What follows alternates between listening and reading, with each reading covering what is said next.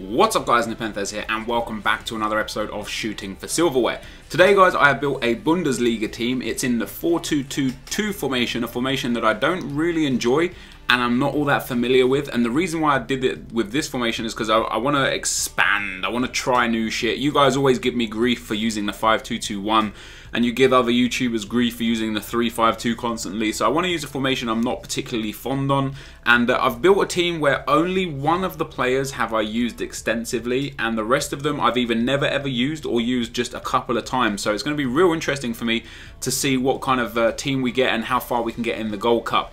Before we go into anything else guys, if you want to purchase any FIFA Ultimate Team coins, check out utcointraders.com. Their link is in the description, a very fast and reliable service. But now guys, let's get into the team. So like I say, we are in a Bundesliga team. It's not going to be something that you're going to expect, but it is going to have a few common players in it. Just players, like I say, they never really get used in teams. I've got Weiss in goal instead of Neuer. I like the look of him, to be honest. 87 diving and 91 reflexes is very, very nice. So hopefully he'll be very good. This whole team, by the way guys, you can pick up for around 25 to 30,000 coins. I'm going to stop listing the prices for what I bought the players at because the prices fluctuate so much recently. Like sometimes I'll buy a player for like 2,000 coins and the next day he's worth 4,000 and then a couple days later he's worth 1,000. Sometimes I'll buy a player for like 25k and then the next day he's worth 20k and the day after that he's worth 30k. You know, prices are just really all over the place, so I'm not really going to let you guys know how much I paid for them, but you can get this team for between 25 and 35,000. In the right back guys, we've got Piszczek, fantastic right back. I have used him a couple of times and he's really good. Many people claim him to be the best right back in the game. I really like Kyle Walker and Dani Alves, but I'm looking forward to using him for a longer period of time. The two centre backs we've got guys, Subotic, somebody who I've never ever used, and Naldo, somebody who I've used a couple of times.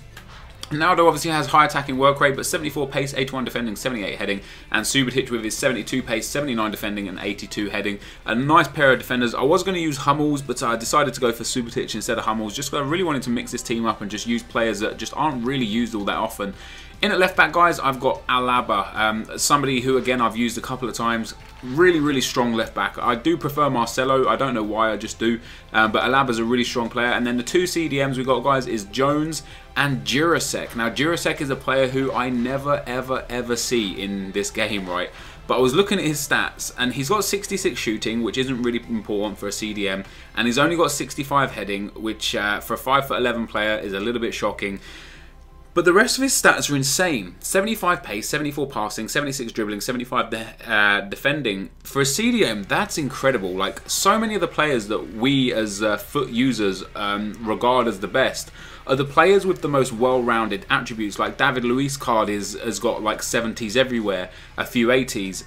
Gundogan's card the same, Gustavo's card the same. People like Abu Dhabi, you know, those sort of really incredible players that you use and you just can't explain it, they have these sort of well-rounded stats. So I'm really looking forward to Jurasek and hopefully he'll do good for me.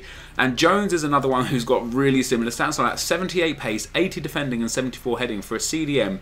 That's exceptional, like really, really good. The two cams that we've got guys, again, two players that I've never ever used in this game, and that's Müller, although I got his his team of the season card, and Goetze. Now Goetze is a player that people highly recommend to me all the time. They say he's actually very good. He's not got the utmost pace, and in a 4-2-2-2 you need your cams to have pace because they are quite often used as wingers because this is a very narrow formation, so they are the guys that go wide.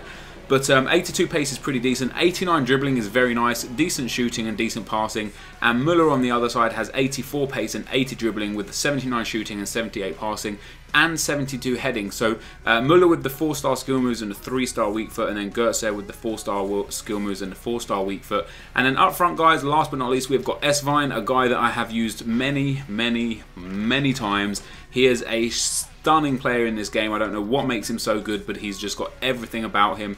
And last but not least, somebody who again I've never used but I get recommended time and time again, and that is Malapa. Malapa goes for around, Malapa's pace is 84, but what I've seen of him and when he's been against me, his pace seems exceptionally higher than that. His shooting is low, his passing is low, his defending is low. But for some reason, he plays really, really well. So we're going to test this team out, guys. I'm going to go into the Gold Cup and show you the highlights all the way through to the final, should I make it. If I don't, I'll keep playing and playing and playing until I do make it to the final and show you the highlights. But let me know what you think of this team, and let me know what you would probably have as your favourite Bundesliga team. Next up, we're going to be doing Serie A. If you guys think you're going to enjoy this video, if you are enjoying it up to this point, be sure to leave a like on the video. It really helps my channel grow, really helps me get out there to some new subscribers. I really appreciate that. But for now, guys, let's get into the gameplay. Okay guys, into the gameplay we go, and the first team we come up against is a 4-1-2-1-2 BPL team. It's a really strong team with Van Persie and Remy up front, Tarapt, Valencia and Zogbia and Tiote in midfield, Figueroa and Bia, Johnson, Gibbs in defence, and I didn't have enough time there to see the goalkeeper. But let's talk about this team a little bit. So like I said, I went for a team that I've never used before, especially like, you know, there's a considerable number of players that I've never used in like Jones and Jurasek.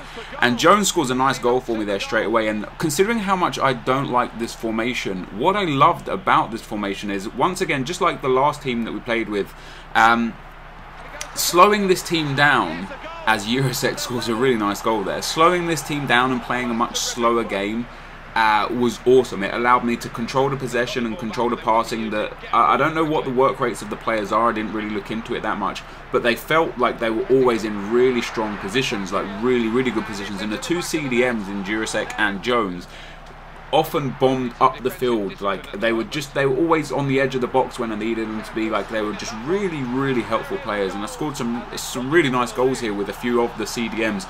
The two cams, Müller and Goetze, I didn't really score much with it. I didn't really feel their involvement as we come up against a really solid 4-3-3 team there, with Robin with an attributes card on and Ellie on the other side. And this guy was actually a bit of a skiller. He was very good with skills. He's got Gundogan there and in form.